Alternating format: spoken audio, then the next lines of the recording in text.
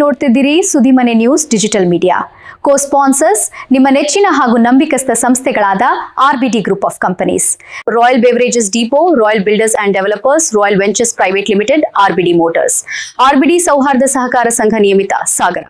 ಶಿವಮೊಗ್ಗ ಜಿಲ್ಲೆಯ ಸಾಗರ ನಗರದ ರಾಷ್ಟ್ರೀಯ ಹೆದ್ದಾರಿಯಲ್ಲಿ ಭಾನುವಾರ ತಡರಾತ್ರಿ ಭೀಕರ ಅಪಘಾತವೊಂದು ಸಂಭವಿಸಿದೆ. ಅಧಿಕಾರಿಗಳ ಬೇಜವಾಬ್ದಾರಿತನಕ್ಕೆ ಅಮಾಯಕ ಜೀವವೊಂದು ಬಲಿಯಾಗುವ ಹಂತ ತಲುಪಿತ್ತು. ರಸ್ತೆ ಕಾಮಗಾರಿಯ ವೈಫಲ್ಯದಿಂದಾಗಿ ಇನ್ನೋವಾ ಕಾರು ಪಲ್ಟಿಯಾಗಿದ್ದು, ಯುವಕನೊಬ್ಬ ಗಂಭೀರವಾಗಿ ಗಾಯಗೊಂಡಿದ್ದಾನೆ. ಹೌದು, ಶಿವಮೊಗ್ಗ ರಸ್ತೆಯಿಂದ ಸಾಗರ ನಗರದ ಕಡೆಗೆ ಬರುತ್ತಿದ್ದ ಇನ್ನೋವಾ ಕಾರು ಗಣಪತಿ ಕೆರೆ ಸಮೀಪದ ರಾಷ್ಟ್ರೀಯ ಹೆದ್ದಾರಿಯಲ್ಲಿ ಅಪಘಾತಕ್ಕೀಡಾಗಿದೆ. ಸಾಗರದಿಂದ ಶಿವಮೊಗ್ಗದ ಕಡೆಗೆ ಹೋಗ್ತಿದ್ದ ಬಸ್ ಒಂದನ್ನ ತಪ್ಪಿಸಲು ಹೋದ ಚಾಲಕ ರಸ್ತೆ ಕಾಮಗಾರಿಗಾಗಿ ತೆಗೆದಿದ್ದ ಹೊಂಡದ ಬಳಿ ಕಾರನ್ನ ಹಾರಿಸಿದ್ದಾನೆ. ಪರಿಣಾಮ ಕಾರು ಪಲ್ಟಿಯಾಗಿದ್ದು, ಕಾರಿನಲ್ಲಿದ್ದ ಇಬ್ಬರು ಯುವಕರಲ್ಲಿ ಒಬ್ಬನಿಗೆ ತೀವ್ರ ಸ್ವರೂಪದ ಗಾಯಗಳಾಗಿವೆ. ಘಟನಾ ಸ್ಥಳದಲ್ಲಿ ರಸ್ತೆ ಕಾಮಗಾರಿ ನಡೆಯುತ್ತಿದ್ದರೂ ಯಾವುದೇ ಸೂಚನಾ ಫಲಕಗಳನ್ನ ಅಳವಡಿಸಿಲ್ಲ ಎಂಬ ಆರೋಪ ಕೇಳಿಬಂದಿದೆ.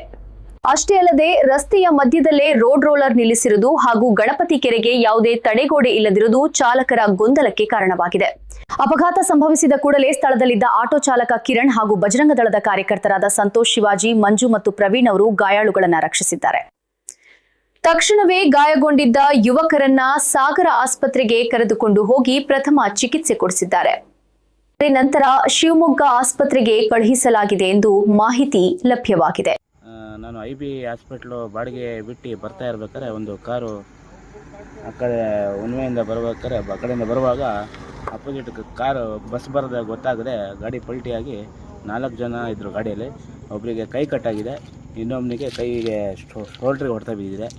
ಇದು ಈ ಅಪಘಾತಕ್ಕೆ ನೇರ ಹೊಣೆ PW ಮತ್ತು ಈ ರಸ್ತೆ ಕಾಮಗಾರಿ ಕಾಂಟ್ರಾಕ್ಟರ್ ಆಗಿರುವ ಅವರೇ ಹೊಣೆ ಆಗಿರುತ್ತಾರೆ. ಇಲ್ಲಿ ಯಾವುದೇ ಒಂದು ನಾಮಫಲಕ ಹಾಕಿಲ್ಲ, ಸೂಚನಾ ಫಲಕ ಯಾವುದೂ ಒಂದು ಹಾಕಿಲ್ಲ.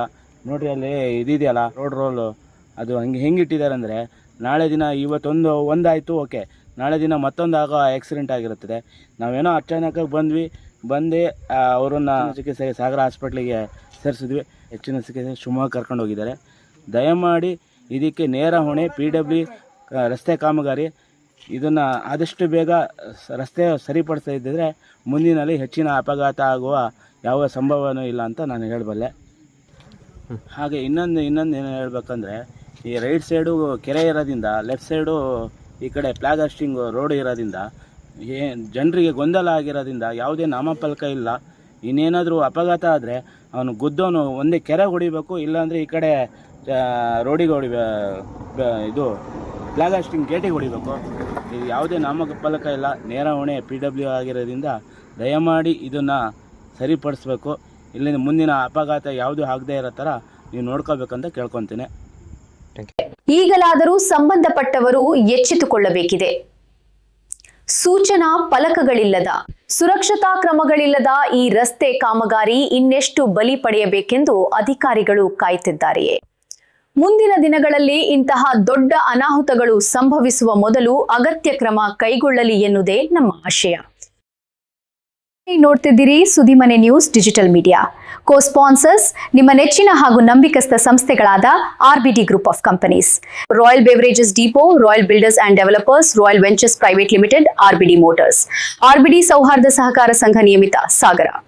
ಇದು ಜಮೀಲ್ ಸಾಗರ್ ಅವರ ಸಾರಥ್ಯದ ಸುದ್ದಿಮನೆ ಡಿಜಿಟಲ್ ಮೀಡಿಯಾ, ಸತ್ಯದ ದಾರಿ, ಜನಸಾಮಾನ್ಯರ ಧ್ವನಿ.